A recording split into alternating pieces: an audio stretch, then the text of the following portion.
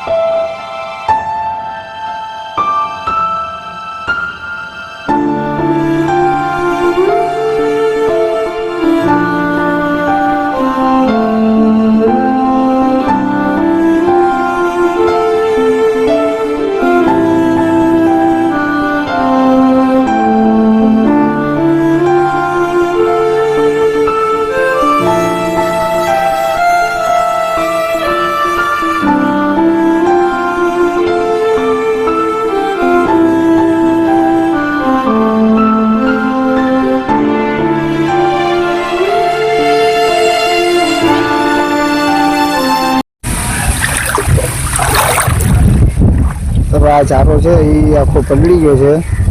30 થી 35 ચારો છે વहाँ સુધી એમનામ એ આ તણા આખો એમનું ભર બીજાના ખેતરમાં ચાલી ગયું.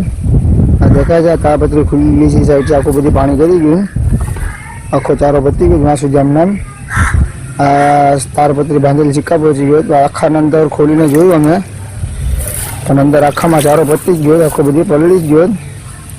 આમાં કંઈ સરાવટ રહી નથી, આખે આખો ત્યાં સુધી નીમ ચારો 30 થી 35 હજારનો ચારો છે, આખો બધી નીમ પતી ગયો. આ ઓલી બાજુ ઉચ્ચાણિયા પર હતું, આ ખેતરમાં પહોંચી ગયો તો ચારો.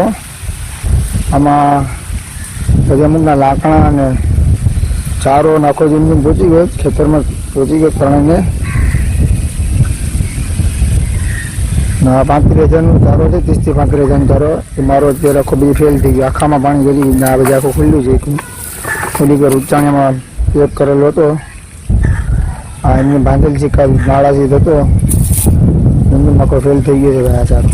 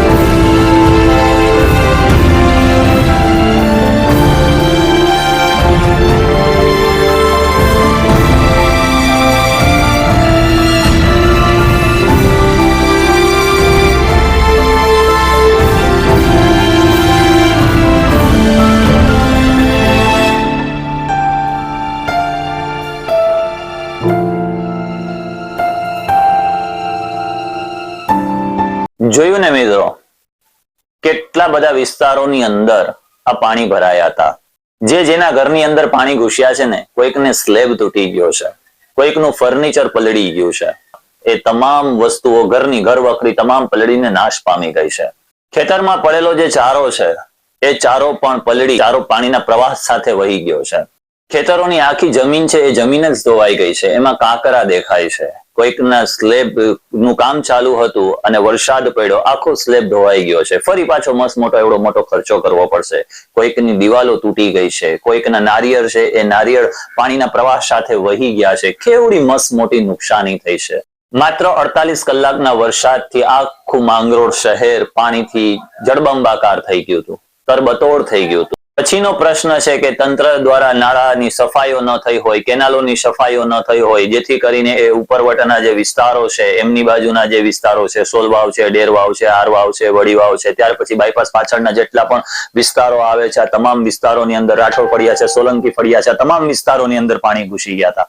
આ પછીનો પ્રશ્ન છે કેમ કે હવે તો તંત્ર કદાચ કામ કરશે, કદાચ બની શકે કે આવનારા ચોમાસા માટે કરીને અત્યારે કદાચ પૂર્વાનુયોજન કરીને કામ કરશે. વરસાદી માહોલની અંદર તો તમામ લગભગ ફ્યુટેજો પહોંચતા હોય છે કે અહીંયા એટલું પાણી ભરાયું, એટલું અહીંયા પાણી ભરાયું, પરંતુ એ પાણીથી કેટલી નુકસાની થાય છે એ તો પાણી ઉતરી ગયા પછી જ ખબર પડે. અને આ નુકસાની સ્વરૂપે આજનો આ વિડીયો છે કે જેથી કરીને સરકાર સુધી આ વિડીયોને પહોંચતો કરો એટલે એ લોકોને પણ ખબર પડે. અને એટલે જેટલું શક્ય બને એટલું હું માત્ર પ્રયત્ન તો કરી જ શકું ને. સરકાર પાસે આપણે એ સહાય છે, એ વળતર છે અને પાણી જે ભરાય છે એના કાયમી નિકાલ માટે કંઈક એવી પ્રક્રિયા કરવામાં આવે જેથી કરીને આવનારા સમયની અંદર આ જે નીચાણવાળા વિસ્તારો છે જેની અંદર અવારનવાર પાણી ભરાવાના પ્રશ્નો રહે છે એ પ્રશ્નોને સોલ્યુશન સ્વરૂપે આપણે એક નાનો અમથો પ્રયત્ન કરી શકીએ. એટલા માટે જ આજના ફૂટેજ હતા. એટલે મિત્રો, આ વિડીયોને તમારી પાસે ન રાખતા જેટલું શક્ય બને એટલું વધુ ને વધુ શેર કરો જેથી કરીને વહેલી તકે એ સર્વેની એક ટીમ ઉતારે. અને મુખ્યમંત્રીની અંદર પણ આપણે એક લેટર લખી ચૂક્યા છે.